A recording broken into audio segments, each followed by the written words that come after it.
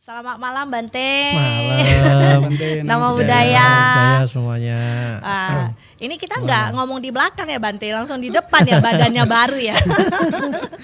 Kita nggak main belakang. Nggak main belakang ya. Ya lebih bagus kan begitu, lebih baik ya apa adanya, terus terang saja. Gitu ya. To the Atau point. ada apanya ya gitu Ya ya. daripada ngomong di belakang kan, jadi Gitu. lebih baik ya ngomong langsung saja. Karena kalau istilah orang Sumatera itu kan BTL. BTL, apa Ya, itu Bante? Batak tembak langsung. Oh.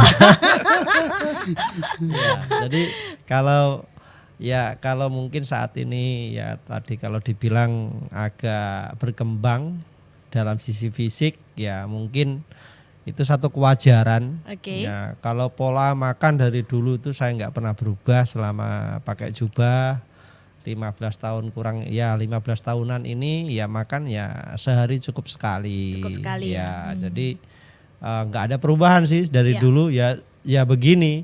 Cuman yang mungkin yang membedakan mungkin pola pikir ya. Ya. Jadi seiringnya Kembali lagi ke pikiran ya. iya. Bante. Jadi seiringnya waktu juga mungkin kedewasaan juga Iya. usia ini juga kan berpengaruh kan. Iya, Jadi benar. kalaupun memang waktu itu mungkin masih dalam kondisi yang belum dapat stylenya gimana, passionnya bagaimana. Namanya juga belajar itu kan proses, Benar. waktu. Nggak bisa serta-merta ya mereka itu misalnya memasuki kehidupan sebagai pabajita itu mungkin seperti yang orang bilang enak. Ya orang bilang kan begitu ya kan. Kalau jadi Bante itu enak, jadi biku itu enak. Tapi pada kenyataannya kan tidak sedemikian ya Iya, kan. mungkin yang bilang enak itu bisa mencoba gitu Ya Bante nyatanya juga banyak yang berlatih di sini. Yang aditananya tekadnya katanya mau 1 bulan, mau beberapa bulan, sampai beberapa minggu begitu juga ada yang bilang, tetapi baru 3 hari belum sampai 1 minggu, udah minta lepas Sudah ya check kan, out ya. check out. Check out. ya itu satu kewajaran. Jadi memang sejatinya itu kan musuh yang paling terbesar dalam kehidupan manusia itu bukan sesuatu yang ada di eksternal ya. Benar. Sebenarnya sesuatu yang paling berbahaya dan lawan yang bisa kita katakan lawan terberat itu adalah diri sendiri. Benar. Jadi makanya kenapa kok sampai Buddha mengatakan bahwa musuh yang terbesar adalah diri kita sendiri. Barang siapa yang mampu menaklukkan dirinya, nah inilah mereka yang bijaksana. Jadi Pemenang ya, Bante ya? pemenang. Jadi bukan kita mampu mengalahkan orang lain, mampu menjatuhkan orang lain, mampu menjatuhkan lawan, lantas kita itu jadi menang atau sang juara. Tidak. Sebenarnya ya seperti yang tadi saya bilang bahwa pemenang sejati itu adalah mereka yang mampu menundukkan dirinya. Nah, di sini sebagai pabajita khususnya ya saya tidak berbicara orang lain, tetapi ini dari pengalaman saya pribadi bahwa saya sudah melampaui atau melewati momen banyak hal ya. Jadi ya di sana saya katakan itu sebagai proses latihan pendewasaan saya. Makanya tadi saya bilang bahwa ketika awal mungkin karena kondisi pikiran itu masih belum menemukan sesuatu yang pas dan sesuai dengan saya, sehingga saya ketenangan mungkin kedamaian mungkin secara orang melihat ya nggak ada masalah, tetapi kan yang bisa melihat kita ya kita sendiri gitu. Ya orang lain itu kan hanya kalau orang Jawa bilangnya mung sawang sinawang ya. Jadi orang itu hanya bisa melihat saja. Jadi tidak tahu kondisi isinya itu seperti apa. Tetapi ya saya bersyukur ya. Jadi seiringnya waktu dengan pembelajaran yang saya lewati bisa memberikan satu spirit.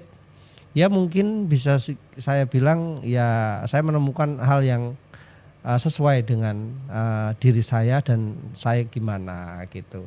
Ya. Jadi Bante ini ya cukup menginspirasi ya menurut saya ya. Kalau menurut saya ya, bukan karena saya pengikutnya atau apa. Kalau menurut saya sih Romo, ya mungkin Romo ya udah bertahun juga ya mengikuti Bante Agacito. Bisa dibilang satu atap sekitar berapa tahun ya, Ci? Sekitar 10 tahun. 10 tahun ya. Dari Ya jadi dulu. Ya, Bante dulu. Bante ini juga viral. Setiap wasa itu orang semua takut bahwasanya Bante ini akan lepas jubah gitu. Dan saya hebatnya dia tidak akan goyah ya. Waktu pada saat saya paling ingat waktu wasa ke-13, Nah, pikiran orang itu semua buruk. Semua orang buruk. Pada semua telepon saya, Tertujunya tolong ke saya, jaga Bante Agacito semuanya. Iya. karena yang lampu-lampu kan, Ci. Iya benar. Jadi saya sampai saya kasih tahu Bante, kamu tuh ini ya jaga ya Bante, tenanglah katanya gitu. Ya udah, jadi saya benar-benar trust dia banget ya. Jadi pikiran orang itu semua benar-benar buruk pada saat itu. Ya. Sampai hari ini saya yakin ada juga, tapi saya rasa udah meredah Itu. gitu. Ya Wajar kalaupun memang masih ada yang beranggapan, berspekulasi atau menilai dan lain sebagainya, ya kita abaikan, kita diamkan saja. Iya. Karena ya ngapain juga kita mengikuti apa yang menjadi pikiran orang. Bener. Karena kan tadi sudah saya bilang bahwa yang tahu diri kita adalah diri kita Iya. sendiri. Yang ngerti kualitas spiritual kita lebih-lebih adalah batin Iya. kita sendiri, ya adalah diri kita sendiri. Jadi kalaupun memang orang lain komentari apa, ya biarkan. Iya benar. Jadi kalau kita mungkin berpikir seperti itu ya jadinya enak. Kalau kita mengikuti mereka berbicaranya apa, kemudian kita harus seperti ini, harus begini ya. Makanya saya sering bilang ya jadilah diri sendiri. Jangan menjadi apa yang dikatakan orang lain, apa yang menjadi keinginan orang lain. Karena apa yang menjadi keinginan orang lain atau ucapan perkataan orang lain dan lain sebagainya itu belum tentu sesuai dengan diri kita. Yang penting satu hal saja, kita tetap selalu berada di jalur rel yang sama, yaitu rel Buddha Dhamma. Jadi itu yang penting sih. Benar. Gitu. Jadi Romo, dari tadi kita ngomong tentang pikiran buruk. Jadi hari ini Bante, Ya. topik kita itu berhubungan dengan pikiran juga. Iya. Black magic Bante. Black magic. Nah. Tadi saya udah bertanya kepada Romo, mungkin Bante juga bisa pertanyaan sama Bante. Kalau kita ngomong black magic, Ya. apa yang terlintas dalam pikiran Bante itu? Ya, kalau kita mendengar kata-kata black magic ya, tentunya ini sesuatu yang berhubungan dengan hal-hal supranatural. Ini kan bisa kita kategorikan dalam sudut pandang awam umum adalah ilmu hitam, yang tentunya ilmu ini akan bertentangan dengan ilmu putih, ya kan? Dan ini juga bisa kita katakan sebagai ilmu sisi kiri, ya sisi kiri. Jadi ilmu yang memang dipraktekkan oleh sebagian orang atau orang-orang tertentu yang dimana ditujukan atau yang dipergunakan untuk melakukan salah satu tindakan yang tidak baik yang berlawanan dengan dharma. Ya baik itu untuk memperdaya, baik itu untuk menyakiti, menyiksa, bahkan lebih parahnya menghilangkan nyawa. Jadi ilmu black magic atau ilmu hitam atau ilmu gaib atau ya banyak ya pengertiannya kan. Jadi kalau di setiap negara itu mengenal kok semua, tidak ada yang tidak mengenal apa yang namanya ilmu black magic, sekalipun apakah di zaman modern seperti ini itu yang beginian itu masih ada. Justru zaman modern seperti itu masih, bukan hanya orang pinter dalam sisi IQ ya, bukan saya kategorikan kebijaksanaan ya. Banyak orang yang pinter masih juga melakukan praktek demikian, gitu loh. Dan ini memang tidak bisa dipungkiri dari zaman dari peradaban dari peradaban manusia ini, nah di muka bumi itu, bahkan bukan hanya di zaman sekarang saja atau di zaman Buddha ya, jauh sebelum Buddha, ilmu ini sudah ada. Di masa-masa Buddha sebelumnya juga ilmu ini ya ada. Memang nggak bisa hal ini itu Nggak bisa dihilangkan ya, tidak Bante. ada, semua ada, karena di dalam dharma itu ada negatif, ada positif. Nah, ilmu yang demikian ya, atau ilmu black magic ini didapat seseorang ya, tentunya bukan dari apa ya, dari tanpa proses ya, semuanya juga ada proses gitu loh. Semuanya ilmu-ilmu seperti ini itu didapatkan dengan tahapan tertentu, dan hal ini juga tidak bisa dilakukan semua orang gitu loh. Hanya orang-orang tertentu yang sanggup dan yang mampu dalam artian ya menebus, atau menebus itu ya bisa kita umpamakan melakukan praktek ritual di dalam mendapatkan ilmu tersebut. Ini bukan ilmu pengetahuan, tetapi ini ilmu lebih yang mengkondisikan daya dan cipta, yang dimana dikondisikan, diawali ya semua prakteknya dari mana sih sebenarnya, ya dari meditasi sebenarnya. Meditasi, tetapi meditasinya yang salah, meditasi yang salah. Dan juga selain daripada itu, ini juga ada keterkaitan dan keterhubungan dengan makhluk-makhluk tertentu. Nah, jadi tadi saya sudah singgung bahwa dharma itu kan ada dua, ada yang dhamma dan adhamma. Jadi ada yang positif, ada negatif. Nah, jadi yang sayap kiri ini adalah adharma gitu loh. Jadi ilmu yang didapatkan oleh seseorang melalui praktek tertentu, dan kemudian ilmu tersebut itu digunakan dan dimanfaatkan untuk hal-hal yang memang tidak baik. Nah, tentunya hal ini kan pasti berlawanan gitu loh, berlawanan dengan ajaran Buddha. Ini berlawanan dengan kebajikan gitu loh. Karena Buddha sendiri kan juga sudah mengatakan, barang siapa yang hidup ya mengharapkan kedamaian atau kebahagiaan di atas penderitaan makhluk lain, itu saja mereka akan jauh daripada yang namanya kedamaian. Dan hal ini bertentangan dengan nilai-nilai keluhuran. Nah, sehingga yang namanya ilmu black magic atau tadi ilmu hitam atau ilmu gaib atau ilmu supranatural, ya ini adalah ilmu yang bisa kita katakan sebagai ilmu yang negatif ya, ilmu yang negatif gitu, ilmu yang merugikan, ilmu yang mencelakakan. Oke. Jadi seperti itu. Nah, jadi ilmu ini kan ya kalau bisa kita katakan itu ya namanya ilmu black magic ya, nggak ada ya nggak ada yang namanya di dalamnya itu memberikan faedah, pasti anfaedah. Jadi seperti itu. Kasihan juga ya yang hitam, yang namanya hitam udah pasti nggak bagus ya. Ya sebenarnya ilmu ini. Kenapa nggak mau ilmu merah, ungu gitu ya? Jadi ilmu black magic atau ilmu yang namanya kekuatan dari ilmu hitam ini sumbernya dari mana? Itu sumbernya itu dari ya kebodohan, dari kebencian, ya dari kesombongan. Ya ini lebih kita katakan sebagai dari aku salah mula ya. Jadi ini bersumber dari hawa nafsu. Ya ini kobaran ya, kalau mungkin Bapak Ibu Kalyanamita di rumah semua pernah membaca tentang apa yang diartikan sebagai api Sang Buddha, maka kita bisa menarik benang merah korelasinya ke sini gitu loh. Jadi sumber daripada kekuatan dari ilmu black magic itu dari sana. Sejatinya itu ya ilmu black magic itu perlu ditakutkan nggak sih gitu loh. Ya bagi awam mungkin takut, ya khawatir, cemas sudah pasti.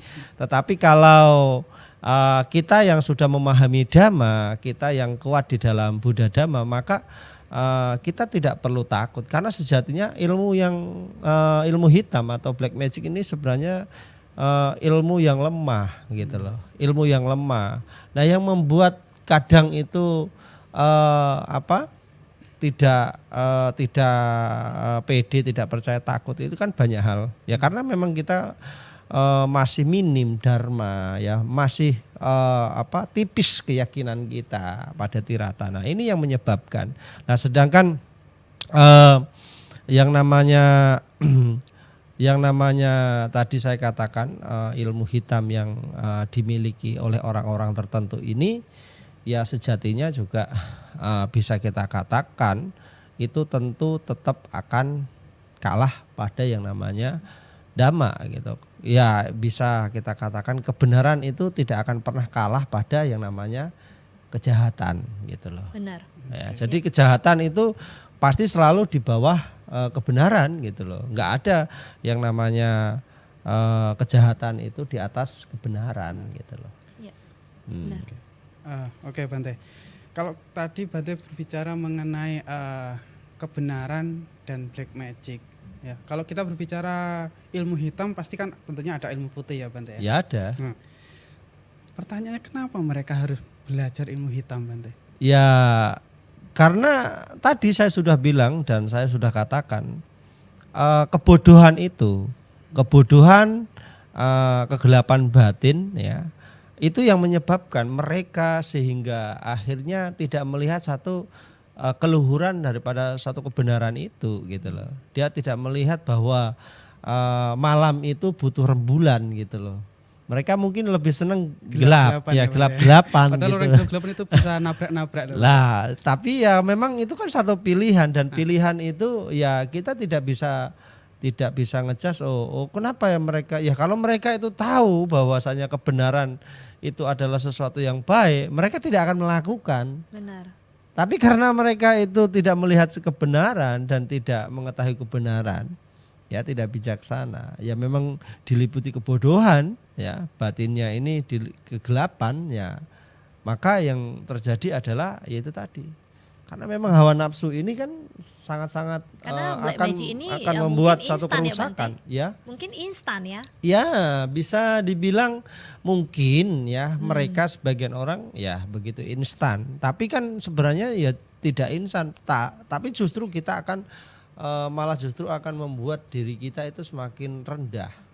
Ini kan ilmu black magic atau ilmu hitam ini kan dalam Buddhis itu kita katakan, kita artikan sebagai tirancana wija. Ya, di dalam Buddha Dhamma atau di dalam Buddhis ya itu ini kita sebut namanya tirancana wija. Ini adalah ilmu binatang, ilmu pengetahuan binatang gitu loh. Nah, jadi yang seperti ini ya hendaknya jangan kita praktekkan begitu loh. Itu jangan kita praktekkan dalam kehidupan kita. Lebih-lebih kita sebagai pelakunya malah. Nah, ya mungkin kita bukan sebagai praktisi atau mungkin sebagai paranormalnya lah, sebagai dukunnya lah ya. Karena kalau kita bilang black magic, ilmu hitam itu kan pengertiannya banyak nih. Iya. Ya, panggilannya kan banyak macam-macam gitu loh ya kan. Ada dukun, paranormal lah ya kan. Nah, kan begitu. Banyak gitu loh. Benar.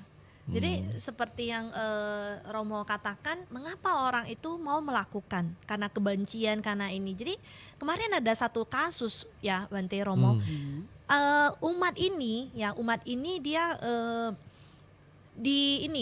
diguna-guna selama sampai 5 tahun Bante. Sampai akhirnya sekarang dia sakit ya, dalam 5 tahun itu dia cek ke dokter manapun, ya ke rumah sakit, tidak ada penyakit apapun. Tidak ada penyakit apapun. Nah, pertanyaan saya, apakah Bante, kalau misalnya hari ini saya contohkan saya diguna-guna sama orang. Apakah memang saya berhutang karma atau ada hubungan karma yang masa lampau dengan orang ini, atau dengan makhluk astral yang sekarang mengganggu saya atau apa gitu? Ya, jadi kalau kita berbicara tentang seseorang apakah bisa terkena dampak dari ilmu black magic, saya katakan ada yang bisa, ada yang tidak. Oke. Ya, ada yang bisa, ada yang tidak. Nah, jadi yang tidak bisa itu ya jelas mereka yang memiliki kekuatan keyakinan pada tiratana, terus kemudian mereka itu memang memiliki timbunan kama baik ya atau kebajikan yang kuat.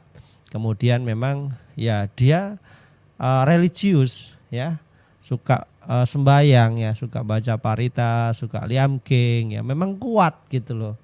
Nah, orang-orang yang seperti ini biasanya itu sangat sulit untuk ditembus. Ya, lebih-lebih mereka yang mempraktikkan bodhicitta atau welas ase ya, itu lebih-lebih sangat susah untuk ditembus. Tetapi ketika mereka yang maaf cakap ya, kalau keyakinannya itu tempe ya, tipis ya. Ya kalau umat Budanya itu hanya KTP, kapal selam ya kan. Ya begitu-begitu udah gampang sekali, saya pastikan. Nah, kemudian mereka enggak pernah ya itu tadi seperti yang tadi saya katakan, sembayang aja enggak pernah ya kan, baca doa parita, liamking, sutra pun enggak pernah. Nah, terus kemudian jalankan praktik apa yang diajarkan Buddha enggak pernah. Nah, bagaimana akan memiliki satu protek atau perlindungan ya, perlindungan di dalam diri seseorang? Jelas itu akan sangat susah sekali. Tetapi kalau mereka yang kuat sangat susah. Oke, tapi kan tidak semua orang, Bante. Misalnya hari ini sebelum saya bertemu Bante Aga, saya tidak mengenal namanya Dhamma. Kan kalau kita bilang begitu kan, Bante. Iya. Nah, kalau misalnya saya sekarang juga saya orang awam yang tidak mengenal Dhamma sama sekali, tiratana apa itu, saya cuma hanya tahu oh ya Pangeran Siddhartha dulu saya belajar di sekolah gitu ya kan. Nah, bagaimana saya menanggapi begitu, Bante? Nggak bisa juga kan? Jadi kita juga harus memahami bahwa pengetahuan itu akan menuntun pada satu tindakan. Kalau pemahamannya hanya sebatas cerita-cerita, ya kalau hanya belajar agama Buddha Sasana hanya cerita saja, riwayat hidup Buddha saja, tapi tidak mengetahui pokok-pokok ajaran Buddha itu seperti apa, mempraktekannya, tahapannya bagaimana yang harus dilakukan ya. Ya ini ya sama saja keyakinannya itu belum masuk pada intinya gitu loh. Ini masih hanya sebatas kekaguman ya. Iya, Bukan benar, belum masuk kepada intinya belum. Ini baru kulitnya saja. Iya, makanya saya bilang bahwasanya tidak semua orang itu mempunyai pemikiran yang sama seperti kita, Bante. Makanya, ya mungkin saja mereka lebih mencari, misalnya hari ini biasanya saya orang awam, saya tidak mengenal bahwasanya saya harus berbuat baik atau baca parita atau apapun, Bante. Tapi saya lebih memilih ke orang yang bisa mengatasi, menolong saya. Bagaimana saya bisa terlepas dari black magic ini gitu. Ya kan, benar ya Romo ya? Ya memang, makanya kebanyakan kan kasusnya seperti itu. Iya. Yang terjadi kan sudah kejadian baru mereka menyadari bahwa ya, jadi ibaratnya ketika dia tahu bahwasanya air itu memang menyegarkan, dibutuhkan, baru mencari air. Mereka tahu bahwa lapar itu sakit ya, menyakitkan perut, maka akhirnya baru mencari makanan. Jadi ya kebanyakan ya seperti itu gitu loh. Kita tidak memungkiri gitu. Makanya kalau seandainya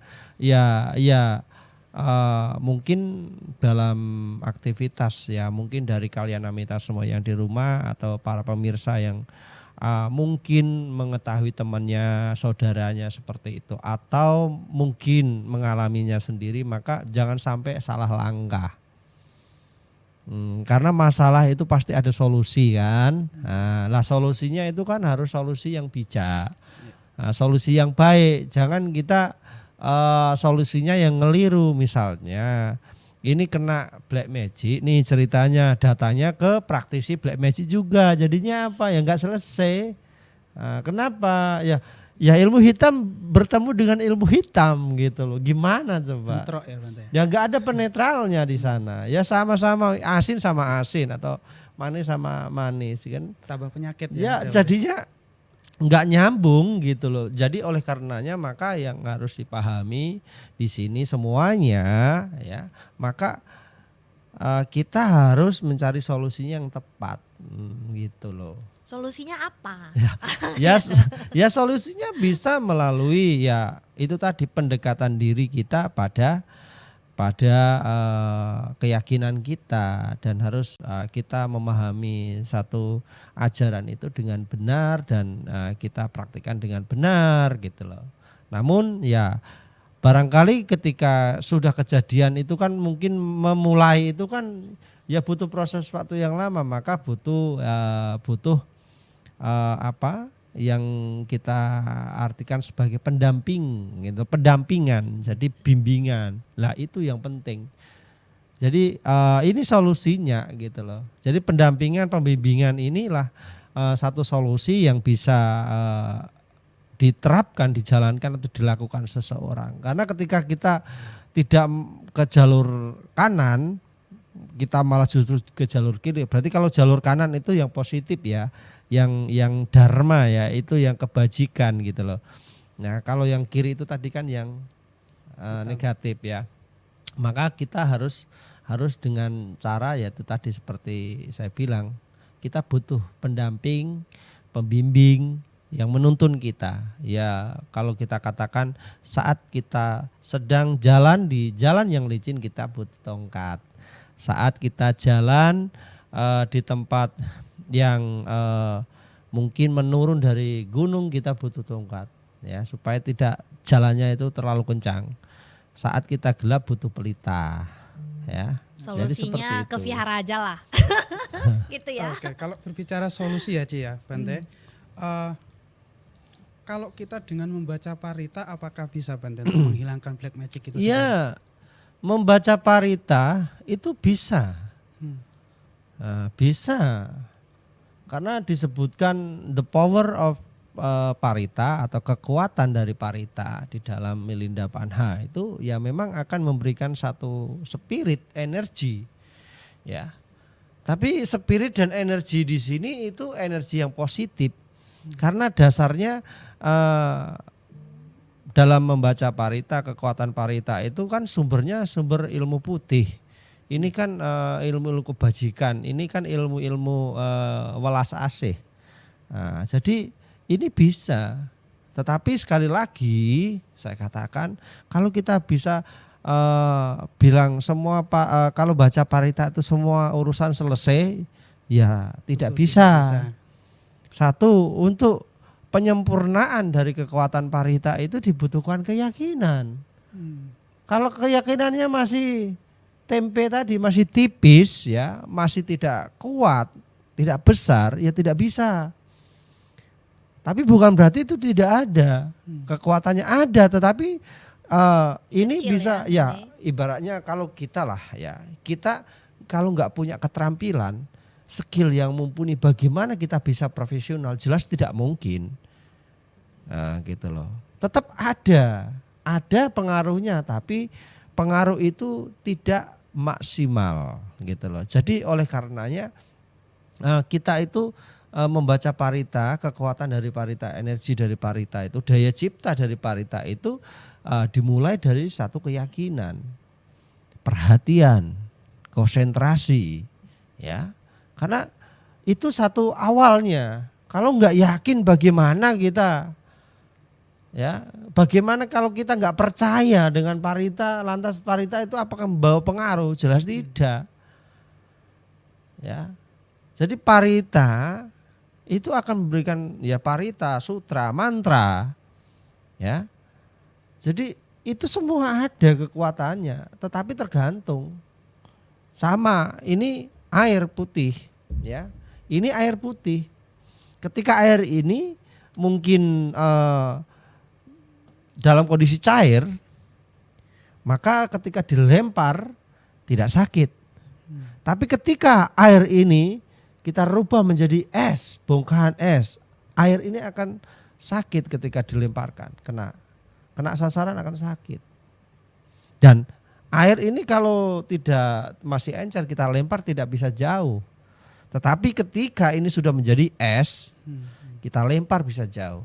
Kenapa? Di sini sudah ada perubahan energi. Gitu. Demikian juga parita. Nah, jadi saya artikan seperti air. Gitu. Menarik sekali ya. Iya. Ya, jadi semakin ngomong semakin menarik. Jadi teman-teman Seru ya, sedang Cik. main di rumah, ya jadi bagi yang ingin mengajukan pertanyaan ya Romo, bisa tulis ke nomor WA yang sudah tertera di layar pastinya. Iya. Ya, jadi kita lanjut lagi Bante. Ya. Nah, jadi Bante mengatakan ya black magic, ya ilmu putih ya. Kalau misalnya kita bilang Bante, ya kalau dalam pandangan Buddhis itu sebenarnya memang ada, ya.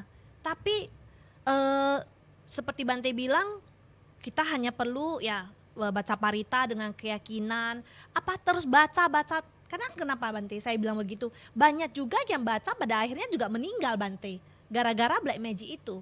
Apakah dan dia merasa saya sudah yakin banget gitu loh dengan baca parita dan saya sudah berbuat banyak baik gitu. Apakah memang tidak ada karma baik yang mendukung atau bagaimana atau black magicnya itu terlalu kuat Bante sampai tidak bisa dilepas? Jadi tadi saya katakan, tadi kan baru beberapa ya dari kutipan Milinda Panha. Itu baru tadi keyakinan, kemudian perhatian dan konsentrasi. Nah, ya itu tidak cukup. Makanya tadi itu tidak cukup, masih butuh aspek lain gitu loh. Nah, aspek lain itu apa? Ya, salah satunya adalah yang namanya kebajikan. Oke, kebajikan. Nah, maaf, ini adalah kemurnian. Kemurnian apa? Kemurnian yang membaca. Gitu loh. Jadi kalau air kita taruh di tempat yang bersih kan jelas air itu akan bersih. Tapi ketika air itu kita taruh di tempat yang kotor akhirnya apa? Air yang bersih pun menjadi kotor. Jadi selain dari tadi yang tahap pertama itu adalah keyakinan, perhatian dan konsentrasi, yang kedua itu dibutuhkan apa? Kemurnian. Kemurnian itu dari apa? Dari kemoralan, dari silanya, perilakunya.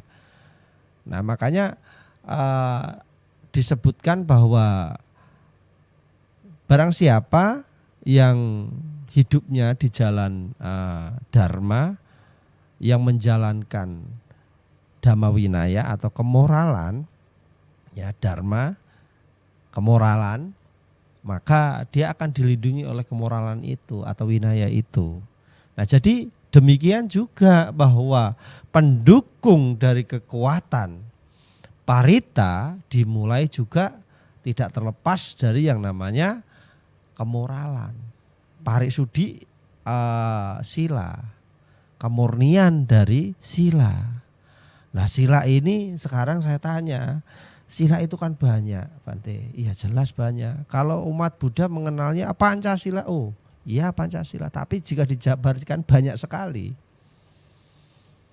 Karena kalau di Pakati Sila nanti itu di situ yang namanya kemoralan itu dimulai dari perilaku-perilaku kita dalam rumah kita, dalam lingkungan kita, bahkan sampai norma-norma keluarga, norma-norma masyarakat, norma-norma daripada bangsa. Oh, banyak sekali.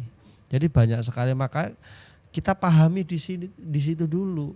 Kalau moral saja tidak bagus, ya itu tadi sama saja kita itu nuang air, ya kita itu airnya kita taruh di gelas atau di botol, tapi tidak kita taruh di tempat yang sesuai.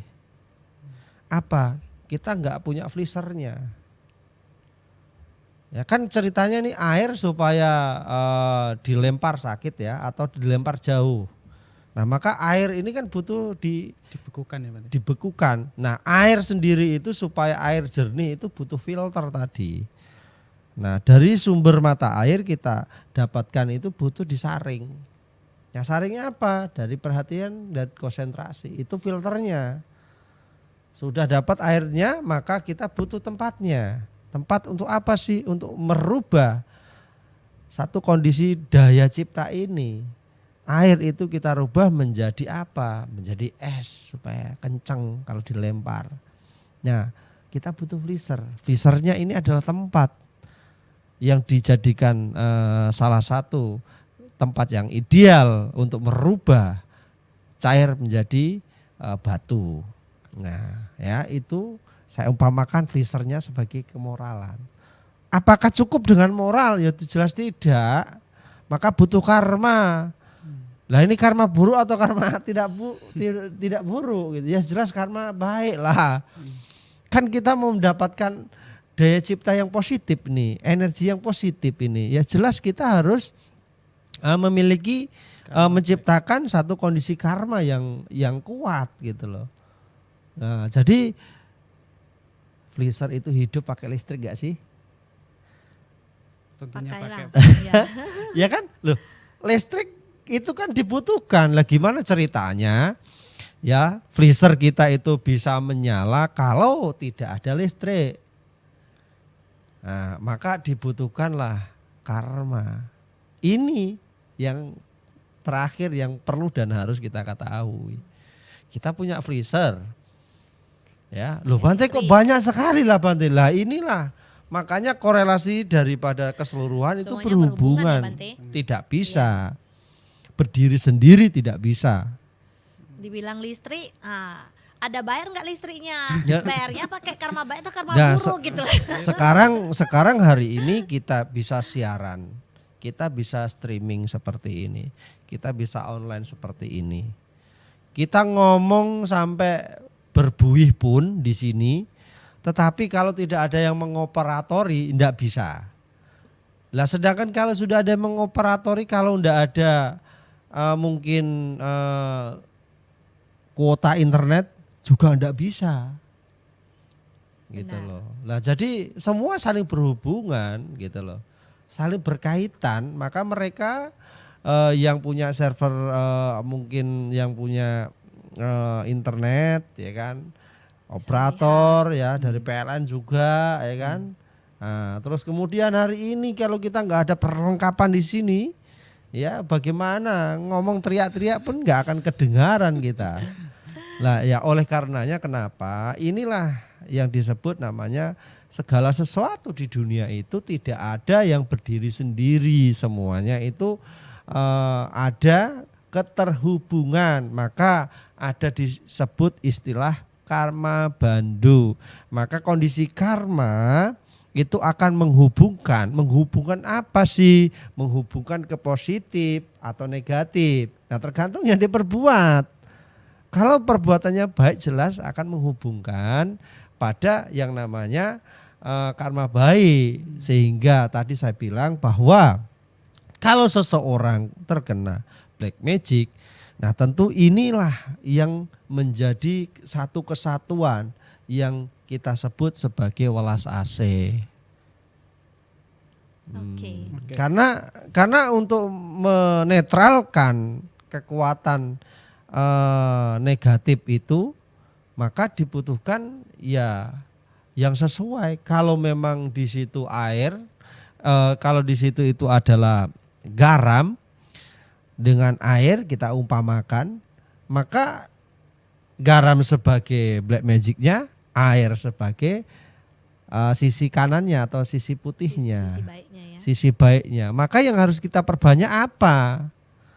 Kan begitu. Lah masalahnya tidak semua itu bisa menyadari hal ini.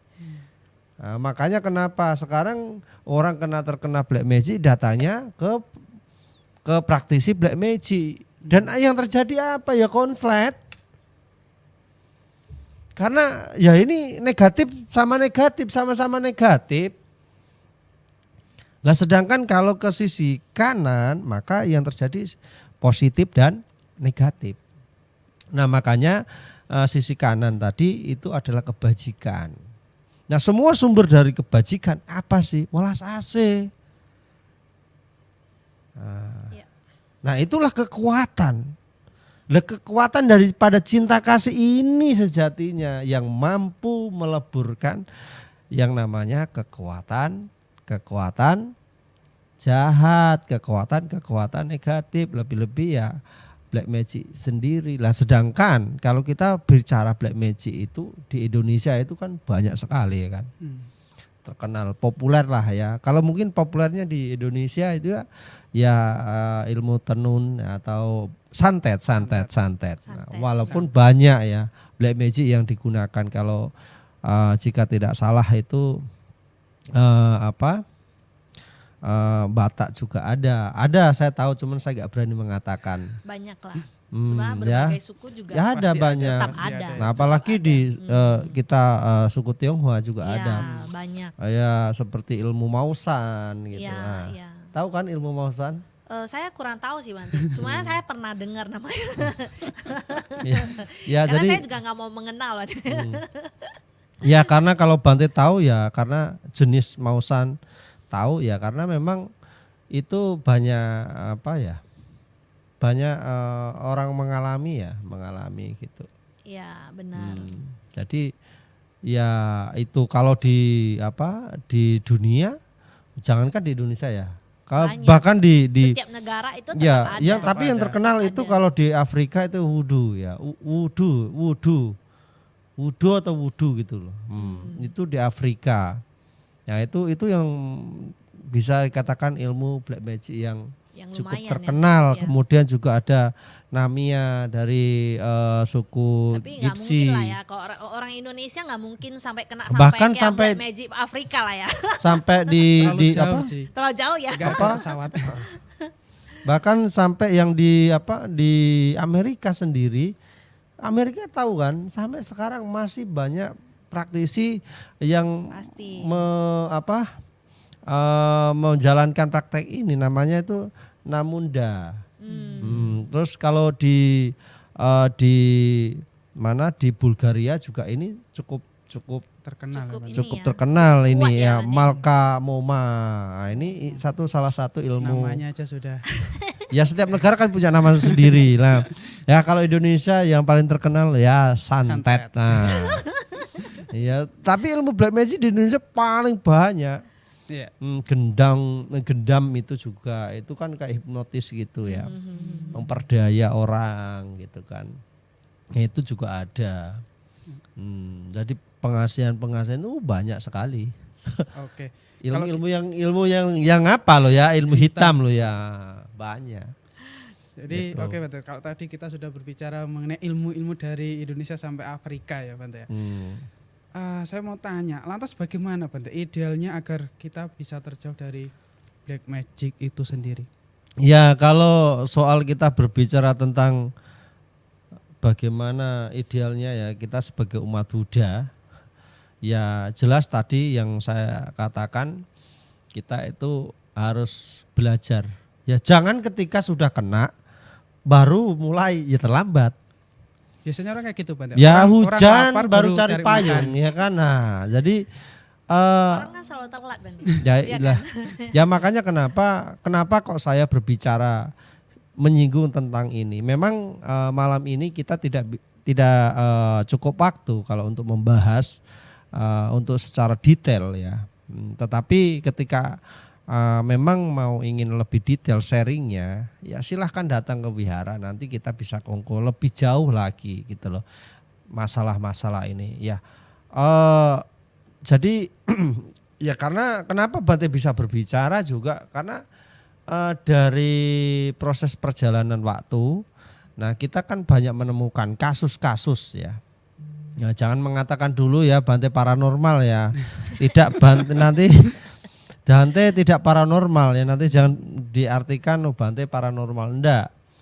Kita itu sejatinya kan sama seperti mungkin seperti praktisi religius lainnya, sama ya. Jadi kita itu sebagai tempat sandaran umat.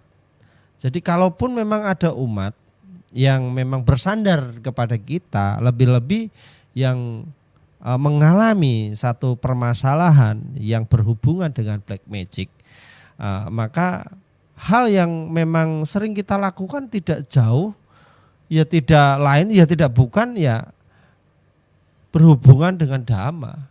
Tidak ada kita menggunakan dengan cara-cara selain di luar dhamma, tidak. Ya kalau dibilang bantenya sakti, bante, no, wah, enggak ada bante sakti. Ya, ketika enggak makan pun masih terasa lapar kok. Ya kan berarti kan itu enggak sakit, enggak sakti gitu loh. Ya, jadi saya bilang bahwa setiap individu atau setiap makhluk itu memiliki keterbatasan. Sebenarnya bukan sakti atau tidak sakti, tidak, tetapi bagaimana kita memiliki pengetahuan yang bijak, kita memiliki keterampilan sehingga ya sesuatu yang tadinya sebenarnya adalah sesuatu yang bisa dilakukan oleh siapapun, ya itu kita olah. Ya karena apa? Karena keterampilan tadi kan intinya di sana gitu loh. Nah, seperti yang tadi saya bilang bahwa mulai dari parita.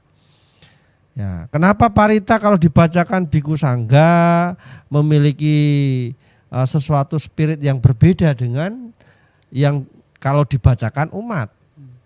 Ya wajar mereka yang menjalankan kehidupan pabajita sudah jelas.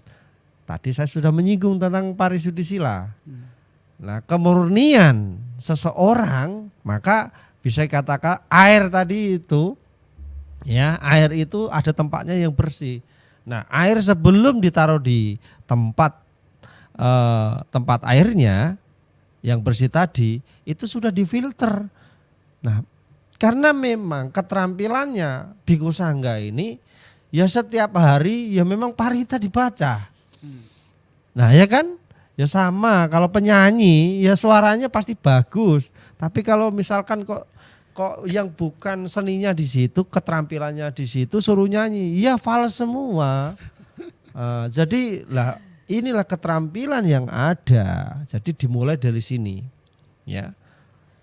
The power of parita itu terkondisi mengeluarkan daya dan cipta. Nah, sedangkan kebajikannya bante, ya kebajikan jelas. Sekarang anggota sangga itu, ya kan, saya tidak mengatakan sempurna, tidak, tetapi bisa kita katakan ya 50% setidaknya dalam kesehariannya telah melakukan banyak hal-hal yang bajik. Kekuatan daripada kebajikan, kekuatan daripada parami yang ada ini yang mampu menghubungkan. Yaitu tadi, akhirnya apa sih?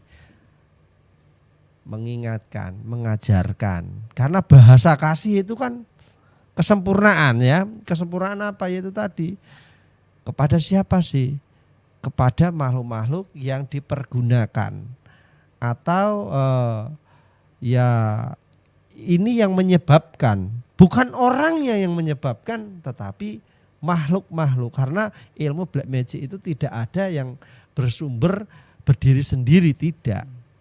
Tadi saya sudah mengatakan bahwa ada keterhubungan, ya, bersekutu dengan makhluk tertentu. Oke. Nah, makhluk-makhluk seperti ini ya ada, Bante, ya ada.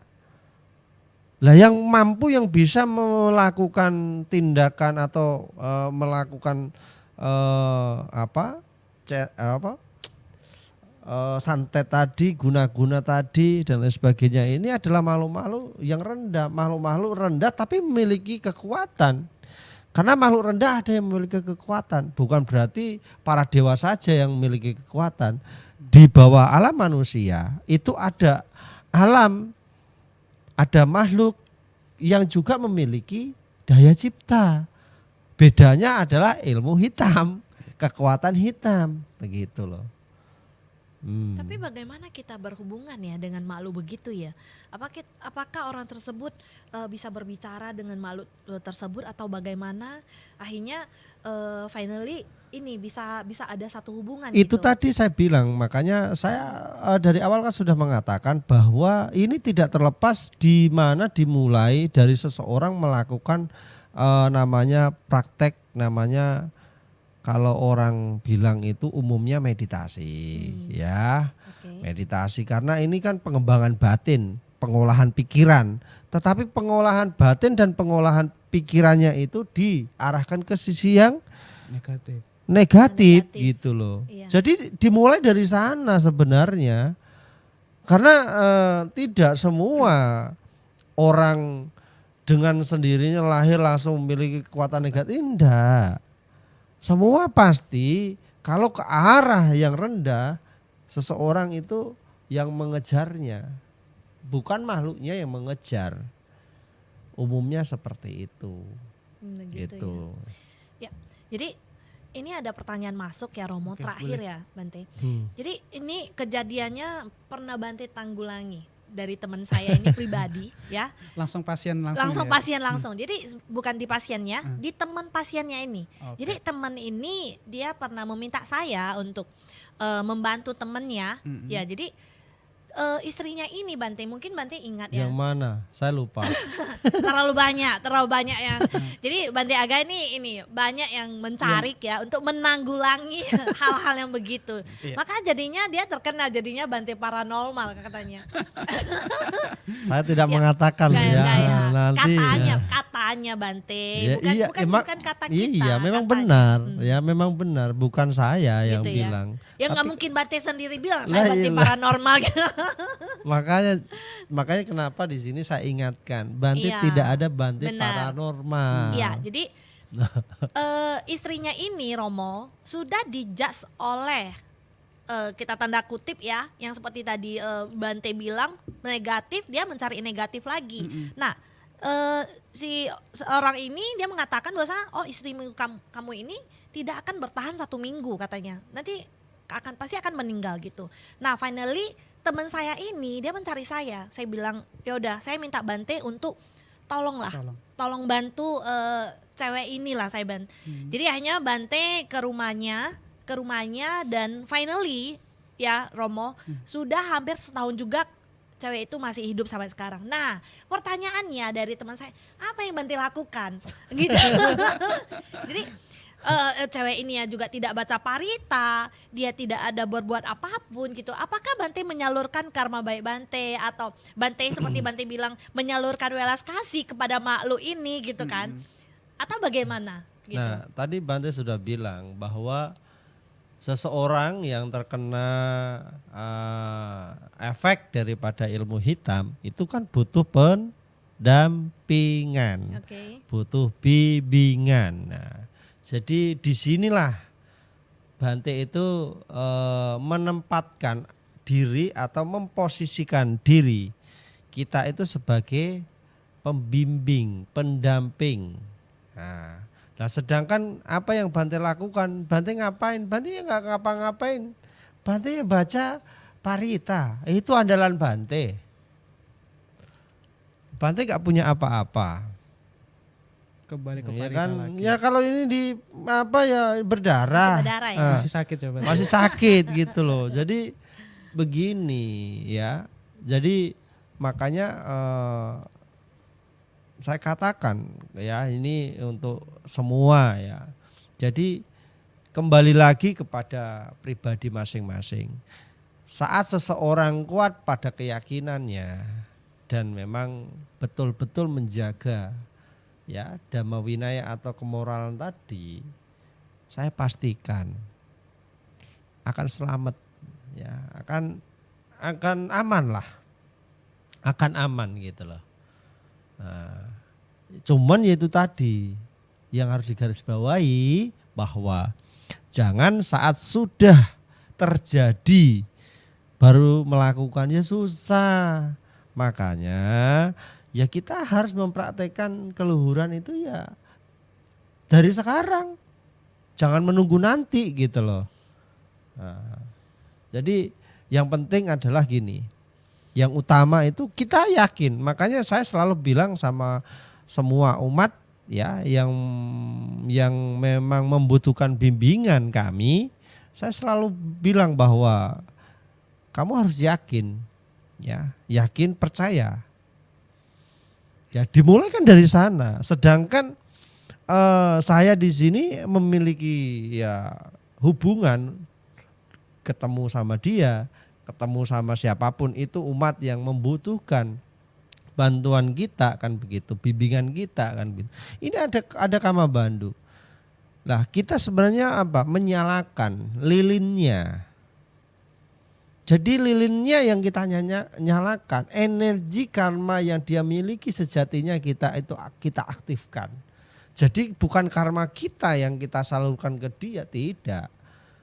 Nah, kita itu menyalakan korek api untuk nyalain lilin mereka yang tadinya sebenarnya itu ada potensi untuk hidup, tetapi karena kegelapan batinnya atau karena kebodohannya, dia tidak memahami dharma, tidak melihat ya keluhuran, maka dia tidak mampu, tidak bisa menyalakan pelitanya sendiri. Nah, disinilah kita para biku sangga itu memposisikan diri, termasuk saya memposisikan diri seperti itu.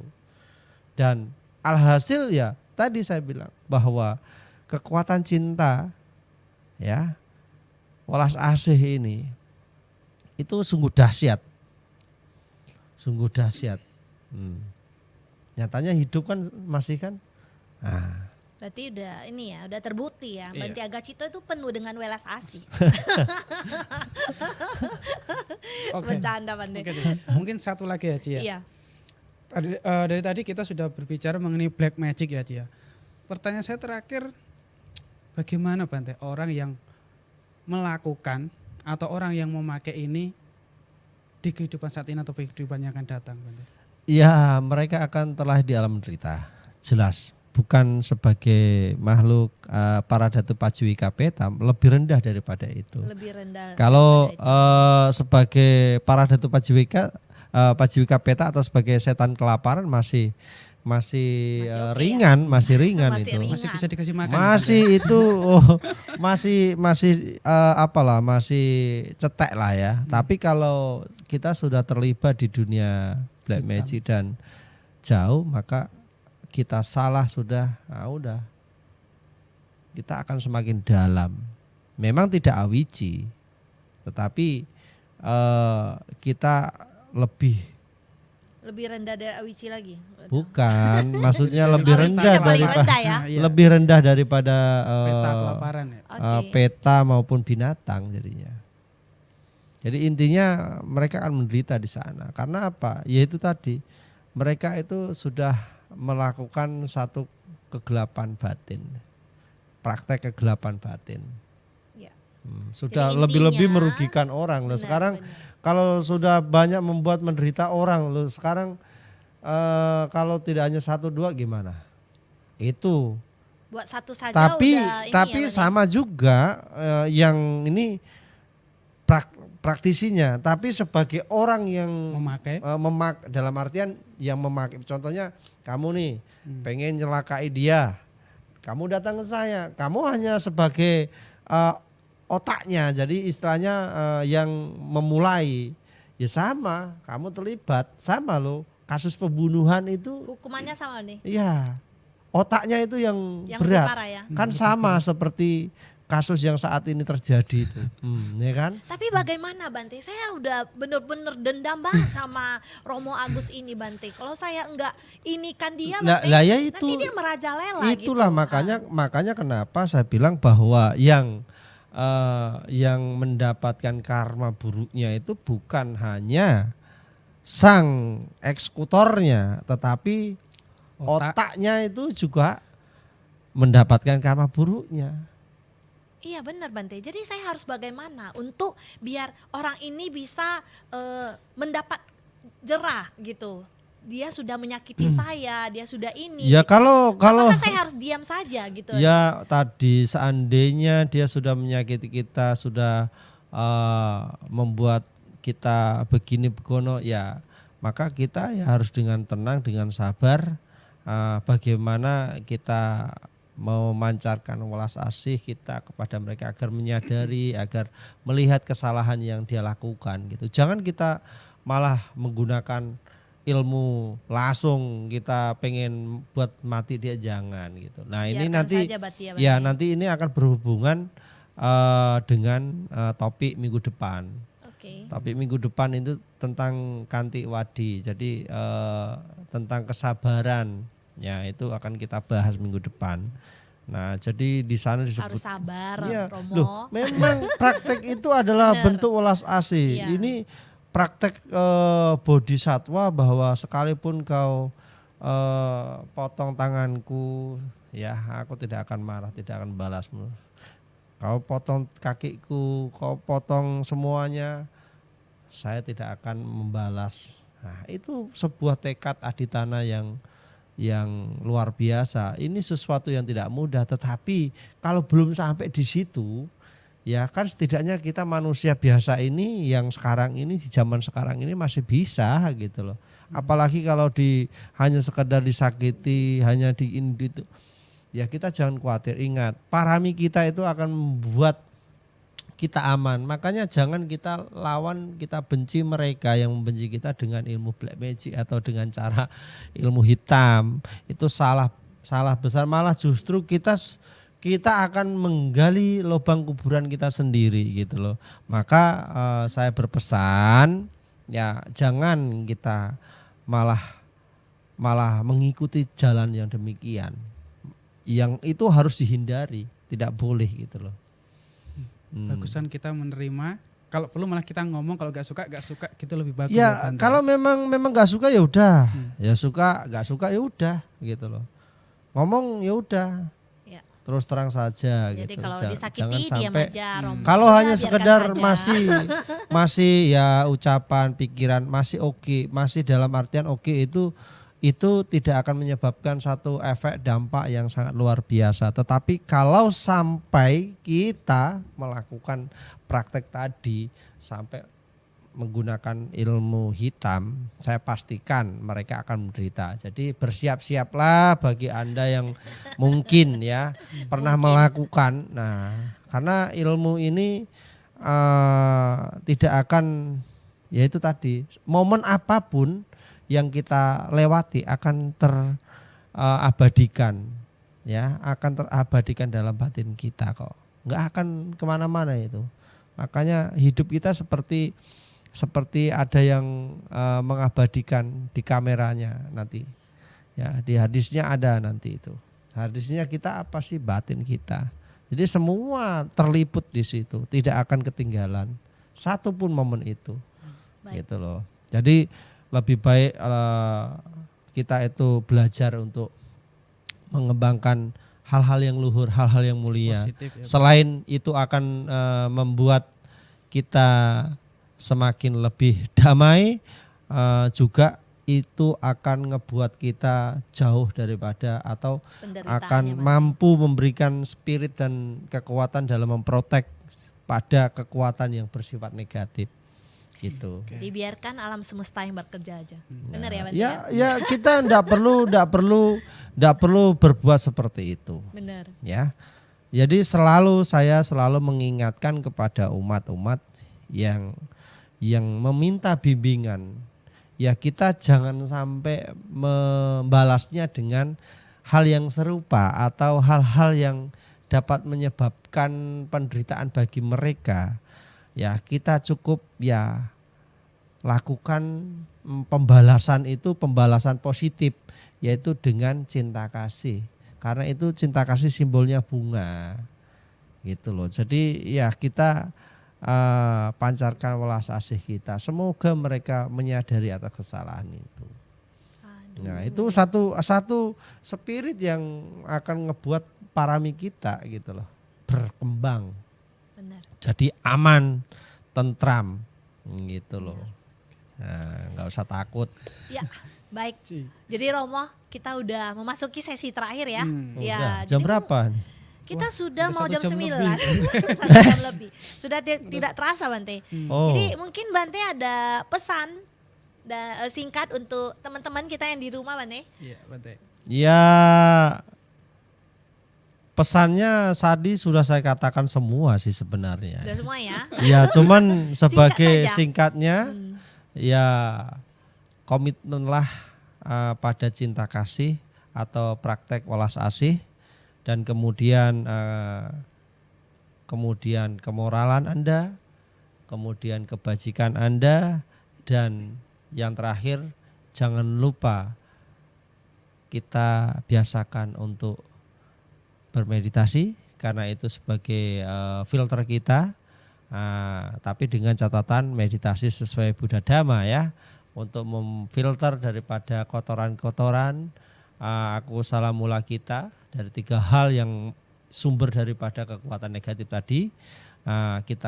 Kita kuatkan pada diri kita kembangkan, kita sempurnakan agar semakin lebih baik kehidupan kita, sehingga dengan demikian apapun itu ya tentu tidak akan ada masalah dalam dunia ya. Jadi yakinlah keyakinanmu pada keluhuran Dharma akan membawa sukacita yang berlebih. Jadi bukan hanya pada kehidupan saat ini saja, tetapi juga di kehidupan yang akan datang. Karena sesuai dengan apa yang Buddha sabdakan bahwa Dhammacari Sukang Seti, mereka yang hidup di jalan Dhamma maka akan mendapatkan kebahagiaan dan kedamaian. Dan juga disebutkan Buddha bahwa garansinya jelas, mereka yang kuat di dalam megang teguh sila, mereka akan terberkati kelahiran pada kehidupan surgawi dan juga kemakmuran di dunia ini, dan juga ada terberkati potensi menuju perealisasian pada pencapaian tertinggi yaitu nibbana. Jadi di sini sudah jelas bahwa kekuatan Dhamma itu melampaui daripada segala apapun di dunia ini.